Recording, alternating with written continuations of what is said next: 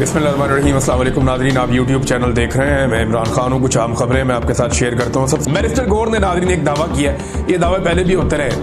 अब बैरिस्टर गौहर कह रहे हैं जनाब के इमरान खान साहब ईद से पहले बाहर आ जाएंगे। उन्हें भी इस बात की उम्मीद लग गई है। बैरिस्टर गौहर को इस बात की उम्मीद कैसे लग गई, ये एक बड़ा सवाल है। आपके दिल में भी आ रहा होगा कि बैरिस्टर गौहर तो नॉर्मली ऐसी बातें नहीं करते, लेकिन अब उन्हें क्यों लग रहा है कि आने वाले दिनों में इमरान खान साहब बाहर आ सकते हैं ईद से पहले।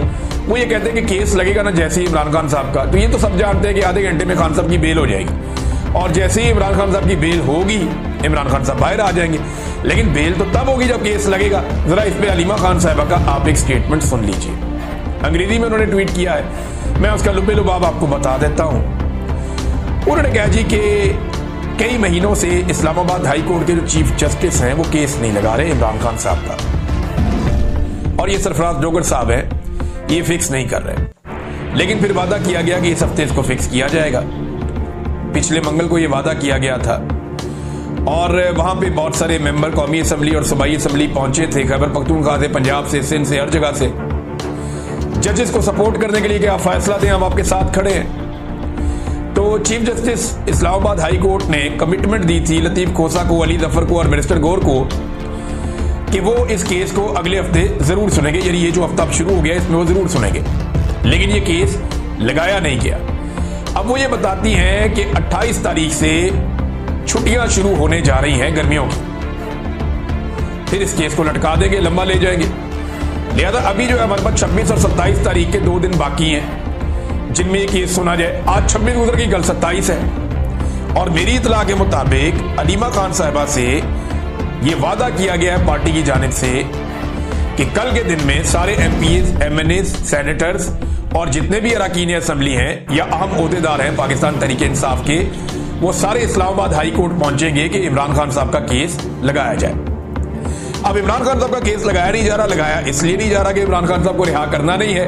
हुकूमत के ऊपर से कुछ दबाव जो पहले उनके ऊपर थे, वो दबाव अब काफी हद तक हट चुके हैं।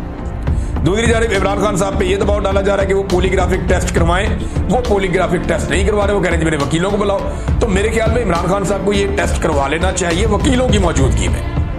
इमरान खान साहब के वकील बैठे, वो एक एक सवाल लिखेंगे, ये सवाल पूछे गए और इनके जवाब इमरान खान साहब ने ये दिए और बाहर आके पब्लिक कर दी। क्योंकि कल को इस टेस्ट को पॉलिटिक्स के लिए इस्तेमाल करेगी पाकिस्तान की एस्टेब्लिशमेंट कि हमने इमरान खान से ये पूछा तो उसने ये कहा था। क्योंकि वो पॉलीग्राफिक टेस्ट था, लिहाजा वहां झूठे और सच्चे साबित हो गए। इमरान खान ने इतना झूठ और इतना सच बोला, तो ये वो गेम डाल देंगे बाद में अगर अकेले होंगे तो। लिहाजा यहाँ पे इमरान खान साहब के वकला का होना जरूरी है ताकि उनके साथ कोई सियासी खेल ना खेला जा सके। ये इमरान खान साहब का मुतालबा है, ये मुतालबा मान लिया जाए तो फिर बेहतर है। लेकिन केसेस इमरान खान साहब के नहीं लगाए जा रहे। अब 27 तारीख कल को लगेगा या नहीं लगेगा।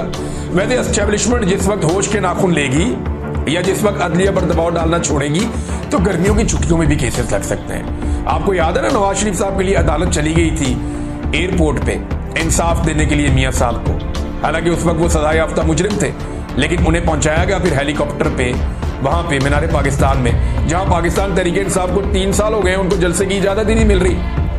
तो ये तो नादरीन इस वक्त हालात हैं पाकिस्तान की पॉलिटिक्स के और पाकिस्तान की एस्टेब्लिशमेंट के कि किस तरह से उन्होंने ये सारा कुछ किया है। एस्टेब्लिशमेंट का जो बढ़ता हुआ एतमाद है उसके पीछे शहजाद अकबर साहब ने निशानदेही की है और उन्होंने पूरा एक वीलॉग भी किया है।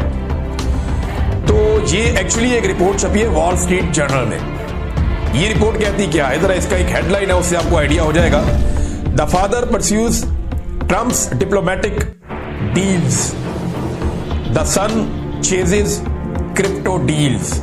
अब ये कहते हैं कि जी बाप जो है वो डिप्लोमेटिक डील्स कर रहा है, जबकि बेटा जो है वो क्रिप्टो डील्स कर रहा है। क्रिप्टो एक करेंसी है और दुनिया की तगड़ी तरीन करेंसी है, और इसके अंदर बहुत पैसा है। लोगों ने अरबों खरबों बेशुमार पैसा बनाया है, अभी भी लोग बना रहे हैं। बहुत अमीर खानदान जो है उन्होंने अपने बच्चों को इसके बारे में सिखाया और पढ़ाया है, और उनके बच्चे इसी बिजनेस के साथ मुंसलिक है।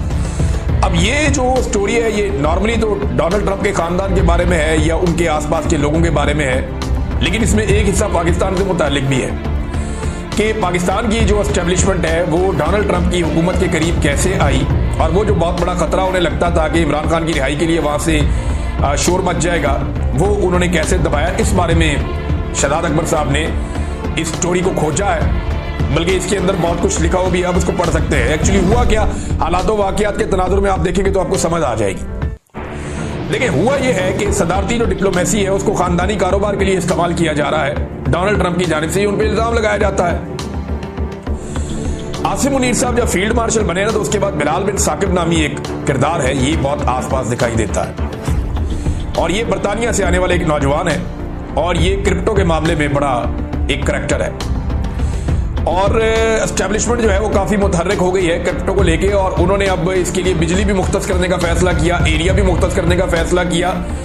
और साथ ही साथ इसके अंदर एक खबर और है, ये बड़ी इंटरेस्टिंग है। लेकिन पहले ये करैक्टर एक और आप देखिए, ये जैक विल्डकॉफ है।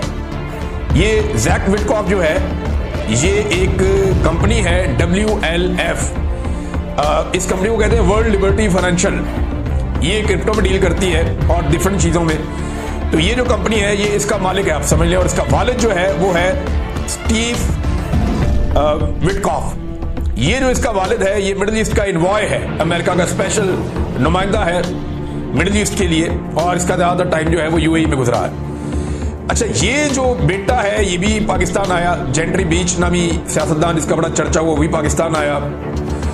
और डोनाल्ड ट्रंप की फैमिली का भी इसी कारोबार के अंदर एक बड़ा हिस्सा है। 26 अप्रैल को कोई प्राइवेट तैयारा पाकिस्तान आया था जिसमें ये लोग पाकिस्तान की इस्लामाबाद की सरजमीन पे उतरे थे, WLF की लीडरशिप, और जैक था उसके अंदर, साकिब इनके साथ था। और $2 लाख का महाना का एक मुआहदा हुआ था जो पाकिस्तान की गवर्नमेंट या पाकिस्तान देगा, $2 लाख महाना। ये ट्रंप के कुछ करीबी साथी हैं, एक उनका साबिका गार्ड है, एक वकील है, कुछ और लोग हैं, तो इनको ये पैसा दिया जाएगा। और मुआहदे के अंदर क्रिप्टो का मामला है और रेयर अर्थ एलिमेंट्स का मामला है, मिनरल्स, रेयर अर्थ मिनरल।